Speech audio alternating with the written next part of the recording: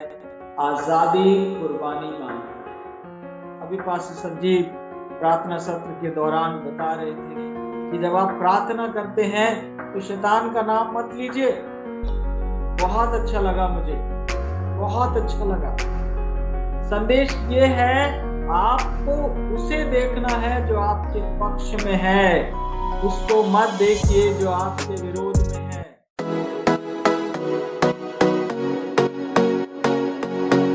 को happy morning. हमने जो पढ़ा है वो ये पढ़ा कि जब सही समय आ गया, 10वीं विपत्ति डालने का समय आया, तो इसराइलियों ने फसह का मेमना बलिदान किया। उसका लहू अपने दरवाजे की चौखटों पर लगाया। अपने घरों में बंद होकर उन्होंने मेमने के मांस को कड़वे साग पात के साथ भूंज कर खाया। और उधर जो मिस्री लोग थे, उन्होंने कोई मेमना बलिदान नहीं किया। उन्होंने किसी मेमने का लहू अपनी चौखट के, अपने दरवाजे के ऊपर नहीं लगाया। और रात में जब मौत का फरिश्ता मिस्र में निकला, तो जितने घरों के ऊपर मेमने का लहू था, उन्हें लांघता हुआ, उन्हें छोड़ता हुआ आगे निकल गया। और जितने घरों के दरवाजों पर लहू नहीं था, उन सब के पैलोठे मर गए। चाहे वो गाय, बैल, भेड़, बकरी, इंसान कोई भी क्यों ना हो, सबके पैलोठों की मौत हुई, जैसा प्रभु ने कहा था। फिरौन के पैलोठे बेटे से लेकर जो जेल में एक कैदी बंद था, जो चक्की पीसने वाली औरत थी, इसका रुतबा सबसे छोटा होता है, उन सब के पैलोठे मारे गए।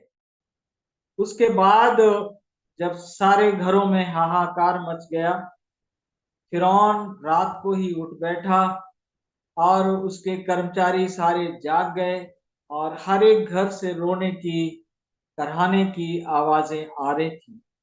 लोग कह रहे होंगे, फिरौन तुमने क्यों इनको जाने नहीं दिया? आज तो हमारे पहलोठे बेटे जो हैं वो मर गए हैं। और सारे लोगों के अंदर डर पैदा हो गया, और उन्होंने मूसा और हारून को बुलाया और उनसे कहा, तुम्हारी सारी शर्तें मंजूर है, जैसा तुम चाहते थे वैसा ही करो। तुम सबके साथ चले जाओ, अपनी भेड़ बकरियों को ले जाओ, अपना सोना चांदी रुपया पैसा ले जाओ। और जब उन लोगों ने मिस्रियों से जो सोना चांदी, गहने, कपड़े, बहुमूल्य वस्तुएं मांगी, वो सब उनके पास थी। तो फिरौन ने कहा, वो सब लेकर चले जाओ और मुझे आशीर्वाद दे जाओ। मेरे प्रियो, और इस तरह से इनको रात में ही वहां से निकलना पड़ा। और ये एक आटा जो गूंथा गया था वो उनके साथ था, अखमीरी आटा था, उसमें खमीर अभी तक मिलाया नहीं गया था। तो ये कहानी थी, और इसका सार ये है कि परमेश्वर ने अपनी प्रजा को अपने वचन के अनुसार मिस्र की गुलामी से आजाद कर लिया। अब सीखने की बात आती है। पहली बात यह है, आजादी कुर्बानी मांगती है। बिना कुर्बानी के आजादी संभव नहीं है। और इस आजादी में कौन कुर्बान हुआ है? मेमना कुर्बान हुआ है। और मेमना किसको दिखाता है? मेमना मसीह यीशु को दिखाता है। बाइबल के अनुसार, परमेश्वर की योजना के अनुसार, वो मेमना परमेश्वर का पुत्र है, जो मेरे और आपके छुटकारे के लिए जगत के आरंभ से ही प्रतीक रूप में बलिदान होता रहा है। और नए नियम में आकर वो मेमना कलवरी क्रूस पर बलिदान होता है, और एक परफेक्ट सैक्रिफाइस दिया जाता है, एक सिद्ध कुर्बानी दी जाती है। उसके बाद किसी और कुर्बानी की जरूरत नहीं रहती है। मेरे प्रियो, दूसरी बात यह है कि परमेश्वर की नजर में जो इसराइली हैं वो पहलौठे हैं।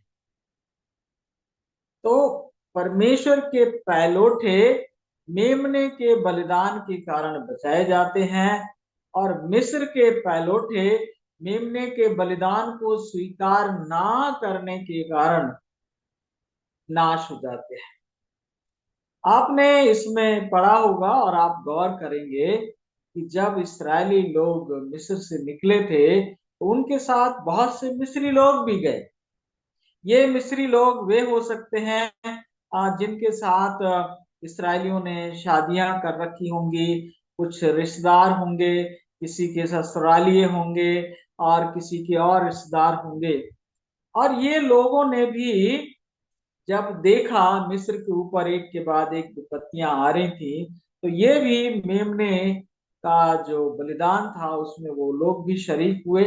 उन्होंने भी मेमने का मांस भूंज कर खाया, और जब इस्राएली लोग मिस्र से निकले तो वो भी उनके साथ साथ चले गए।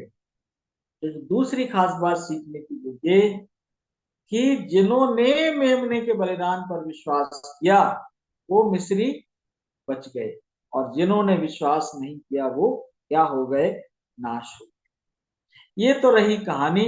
अब हम आज की लर्निंग के ऊपर, आज की शिक्षा के ऊपर जाते हैं। नंबर 1 ये है, धैर्य बनाए रखें, परमेश्वर के सब वादे पूरे होते हैं और पूरे होंगे। मेरे साथ बोलिए, धैर्य, सब्र करो। परमेश्वर ने जो वचन दिया है वो पूरा होगा। परमेश्वर का नाम लेकर आपने जो सपना देखा है वो पूरा होगा। परमेश्वर का नाम लेकर जो आपने चाहत रखी है वो पूरी होगी। याद करो आप, निर्गमन 2 अध्याय में जब परमेश्वर की मुलाकात मूसा से होती है और मूसा से कहा जाता है, परमेश्वर कहते हैं कि समय आ गया है कि मैं अपने लोगों को वहां से निकाल कर लेकर आऊंगा, फिरौन की गुलामी से मेरे लोग आजाद होंगे। तो यकीन करना थोड़ा मुश्किल था, लेकिन आज आप देखिए वो पूरा हो गया। अगर आप धैर्य रखें तो परमेश्वर के सब वादे पूरे होते हैं। आपने कोई सपना देखा है लेकिन आप संदेह कर रहे हैं, तो वो सपना पूरा नहीं हो, वो सपना पूरा नहीं होगा। दूसरी लर्निंग आज की ये है, आपको ये नहीं देखना है कि आपके विरोध में कौन है। अभी पास्टर संजीव प्रार्थना सत्र के दौरान बता रहे थे कि जब आप प्रार्थना करते हैं तो शैतान का नाम मत लीजिए। बहुत अच्छा लगा मुझे, बहुत अच्छा लगा। संदेश ये है, आपको उसे देखना है जो आपके पक्ष में है, उसको मत देखिए जो आपके विरोध में है। पौलुस कहते भी हैं, यदि परमेश्वर हमारी ओर है तो हमारा विरोधी कौन हो सकता है। इस सारी 10 विपत्तियों के दौरान परमेश्वर ने एक ही बात इसराइल को सिखाई, तुम फिरौन की तरफ मत देखो। फिरौन कितना ताकतवर है इस बात की चिंता मत करो, उसकी मिलिट्री, उसके कर्मचारी, उसके अधिकारियों से मत डरो, केवल परमेश्वर को देखो। और परमेश्वर आपकी प्रतिज्ञा को, आपके वादे को जो उसने किया है आपके साथ, उसे पूरा करने वाला है। पहला, धैर्य रखो। दूसरा, उस पर फोकस करो जो तुम्हारे साथ है।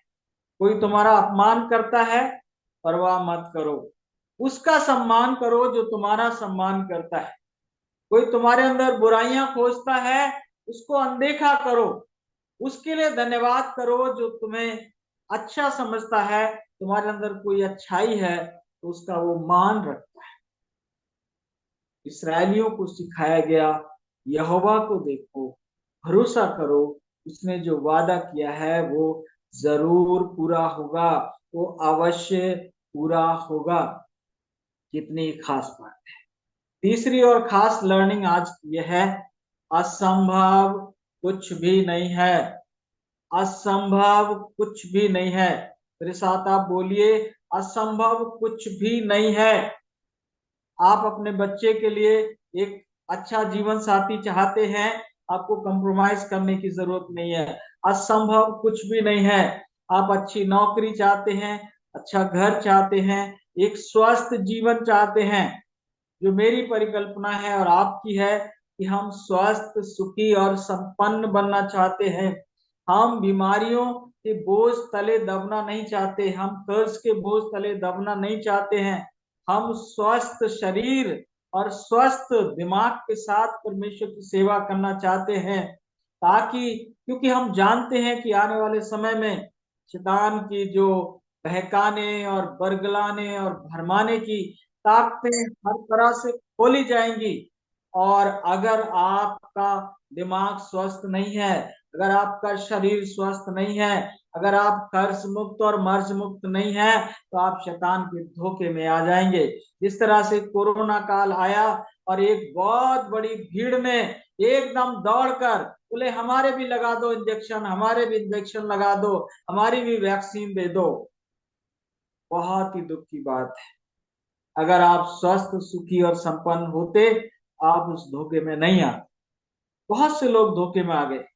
लोग बीमार हुए, सीधे दौड़कर अस्पताल चले गए, क्योंकि उसके पीछे जो गेम था, जो धोखा था, वो आप देख नहीं पाए। आपके शरीर रोगी थे, इसलिए आप सही तरह से सोच नहीं पाए, सही तरह से आप फैसला नहीं कर पाए। और आप जान रहे हैं कि जिन लोगों ने वैक्सीन ली है, आज उनकी जान कितनी बड़ी जोखिम में है। लेकिन अगर आप जो मैं आपको सिखा रहा हूं उसका आप पालन करें, और आप अपनी बॉडी से एसिडिटी को मिनिमम कर सकें, उसको कम से कम आप कर सकें, तो आप देखेंगे उस वैक्सीन का असर भी आपके जीवन से खत्म हो सकता है। अगर आप दवाइयां ले रहे हैं, तो आप अगर मेरी बात को मानेंगे, तो आप एक दिन पूरी तरह से दवाओं से मुक्त हो सकते हैं। और आपका अगर शरीर स्वस्थ नहीं होगा, आपका दिमाग स्वस्थ नहीं होगा, और आप किसी के कर्जदार नहीं होंगे, तब तक आप सही फैसले लेने के योग्य नहीं बन सकेंगे। कोई भी आएगा और आपको बोलेगा ये ठीक है, और आप कर बैठेंगे, बिना सोचे समझे आप क्या करेंगे, स्वीकार कर लेंगे। तो 3 लर्निंग है आज की। पहली, अगर आप धैर्य रखेंगे, तो आप देखेंगे कि परमेश्वर का वादा आपके जीवन में पूरा होगा। दूसरी बात, आपको अपना फोकस, अपना ध्यान विरोधियों पर नहीं करना है। हो सकता है जहां आप रहते हो, जहां आपकी सेवकाई का क्षेत्र है, वहां पर विरोधी बहुत ताकतवर हो सकता है, लेकिन फिरौन से ताकतवर नहीं है। अगर आप यहोवा की ओर देखेंगे, आप पाएंगे कि आपकी कलीसिया स्थापित होगी, वहां पर लोग बचाए जाएंगे। शर्त यह है कि आप यहोवा की ओर देखें। यहोवा कितना ताकतवर है। दाऊद ने गोलियत को क्यों मार लिया? क्योंकि दाऊद की निगाह यहोवा की ओर थी। दाऊद ने यह देखा कि गोलियत जो है मेरे यहोवा से कितना कमजोर है। शाऊल गोलियत को क्यों नहीं मार पाया? क्योंकि शाऊल ने अपनी तुलना गोलियत से की कि मैं गोलियत की तुलना में इतना कमजोर हूं। तो ये दूसरा पार्ट है। और तीसरा पार्ट है कि असंभव कुछ भी नहीं है। अगर आपको कोई बात असंभव लगती है, तो निश्चय आपका विश्वास बहुत कमजोर है, और आप जो है मानसिक रूप से भी बीमार हैं, और आप शारीरिक रूप से भी बीमार हैं। मसीह यीशु ने नए नियम और पुराने नियम में बार बार कहा है कि विश्वास करने वालों के लिए सब कुछ संभव है। हम जिस आंदोलन में हैं, बहुत से लोग इस पर विश्वास नहीं करते हैं, बस आते तो हैं, यहाँ गवाही देते हैं, लेकिन विश्वास नहीं करते हैं। अगर आप विश्वास करते, तो जितने वीडियोस आ रहे हैं आपके स्टेटस पर दिखाई देते, आप 5-5, 6-6 लोगों को आप उनको शेयर करते, और आप उनको बताते कि आज हमने क्या सीखा है, आज हमने किसकी गवाही से आशीष को पाया है। जब आप गवाहियां देते हैं, तो आपकी गवाहियों में वजन नहीं है। कुछ लोगों के आप नहीं बता पाते हैं कि पिछले 24 घंटे में कौन से 5 काम या 3 काम या 2 काम या 1 काम परमेश्वर ने किया है। क्योंकि ऐसा नहीं है कि परमेश्वर आपके जीवन में काम नहीं कर रहा है, परमेश्वर काम कर रहा है, लेकिन आप गौर नहीं कर रहे हैं कि कौन कौन से भले काम परमेश्वर ने किए। कल जब मैं शिकारपुर से चला और मैं यहाँ पर आया, मेरे जीवन परमेश्वर ने एक बहुत बड़ा काम किया और आज मैंने गवाही दी। मैं दोपहर तक मेरी बॉडी जो है वो एसिडिक हो गई और मुझे बुखार आने की संभावना हो गई, शरीर भारी होने लगा और मेरे सामने परीक्षा थी कि मैं दवाई लूं और मैं बस चादर ओढ़ के सो जाऊं। लेकिन मैंने कहा जो मैं सिखा रहा हूं मैं उसी का पालन करूंगा। आधा लीटर पानी खौलाया, उसमें एक नींबू निचोड़ कर डाला, उस पानी को घूट घूट करके पी लिया, दुआ करके और उस विषय को परमेश्वर के हाथ में छोड़ दिया। आधे घंटे में मेरी तबीयत ठीक हो गई। अगर कोई दूसरा होता तो वो दवाई लेता या अस्पताल जाता, और जब वो दवाई लेता तो और नई बीमारियां पैदा होती, फिर और दवाई लेता तो और नई बीमारियां पैदा होती, और एक दिन हम कंगाली के कगार पर पहुंच जाते। मेरे प्रियो, आज का सेहत का संदेश, जो हेल्थ मैसेज इसमें से जो निकलता है वो ये है, आशा में आनंदित रहो। आशा में आनंदित रहो, आपकी आशा पूरी होगी। जिस तरह से इस्राएलियों की आशा को परमेश्वर ने पूरा किया, उनको मिस्र की गुलामी से छुड़ाया, तो उनकी आशा पूरी हुई। आपको भी परमेश्वर कर्ज की गुलामी से, बीमारियों की गुलामी से और छोटे सोच की गुलामी से आजाद करेगा, अगर आप आशा में आनंदित हैं, अगर आप एडवांस में धन्यवाद देते हैं। प्रभु, आप हमें कनान लेके जाना चाहते हो, आपका बहुत बहुत धन्यवाद हो। परमेश्वर, आप हमको स्वस्थ सुखी संपन्न बना रहे हो, आपका बहुत बहुत धन्यवाद हो। परमेश्वर, मैं बीमारियों से आजाद होने जा रहा हूँ, आपका धन्यवाद हो। मैं दवाइयों की गुलामी से आजाद होने जा रहा हूँ, प्रभु आपका धन्यवाद हो। आशा में आनंदित रहो। परमेश्वर जो करने वाला है उसके लिए एडवांस में धन्यवाद करो, एडवांस में पहले धन्यवाद करना, और यही विश्वास कहलाता है। विश्वास का मतलब है जो परमेश्वर ने वादा किया है वो आपके जीवन में होगा। कल होगा, परसों होगा, सही समय आएगा तब होगा, लेकिन धन्यवाद पहले से करना। और आखिरी चीज जो है वो ये है कि आपकी आपकी जो सोच है वो सकारात्मक होना चाहिए, और आपकी बॉडी एल्कलाइन होनी चाहिए। एल्कलाइन का मतलब होता है क्षारीय होना चाहिए। एसिड जब बढ़ता है हमारी बॉडी में, सारी बीमारियां वहीं से शुरू होती हैं। मैंने आपको बताया था शायद कल कि जो रक्त होता है उसी की जांच की जाती है, और रक्त में जब एसिडिटी होती है, एसिड ज्यादा होता है, अगर उसकी मात्रा बहुत ज्यादा हो गई तो डॉक्टर कहता है सब आप, अब इस इंसान के बचने की कोई संभावना नहीं है। ये 6 महीने का मेहमान है, 3 महीने का मेहमान है, 15 दिन का मेहमान है, लेकिन वो डॉक्टर कभी भी आपकी बॉडी से एसिडिटी को कम करने का कोई प्रयास नहीं करता है।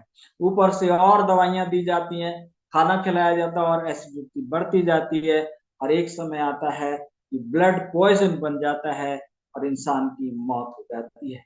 लेकिन अगर हम एसिड को पैदा करने वाले सारे पदार्थों को हम रोक दें, अगर किसी को कैंसर है तो मांस को बंद कर दे, चीनी को बंद कर दे, रिफाइंड सारी चीजों को बंद कर दे, पके हुए खाने को बंद कर दे। पके हुए खाने में केवल उबाल कर कुछ चीजें खाई जा सकती हैं, और वो परमेश्वर का धन्यवाद करे तो वो कैंसर से भी आजाद हो सकता है। लोगों को माफ करना होगा, उसके दिल में जो कड़वाहट है वो सबसे पहले उसको क्या करना होगा, दूर करना होगा। चंगाई बिन दवाई संभव है। सवाल है कि क्या आप विश्वास करेंगे? अगर विश्वास है तो आज से, अभी से जितने वीडियोस आते हैं सारे के साथ शेयर करो, और हर दिन 5 लोगों को बताओ आज हमने कौन सी गवाही सुनी, आज हमने क्या सीखा है, और लोगों से कहो आओ हम इसको करके देखें, आओ हम इसको परख कर देखें। मैं ये नहीं कह रहा हूं कि आप ब्लाइंड फेथ करो, परख कर तो देखो। अगर परख कर देखो और आपका कारगर हो जाए तो आपको सचमुच आशीषित होंगे और आप देखेंगे कि परमेश्वर आपके जीवन में बड़ा काम करते हैं। मेरा समय समाप्त होता है। Thank you very much. आपकी सेवा करने का मौका मिला। प्रभु आपको स्वस्थ, सुखी और संपन्न जीवन। Thank you and God bless.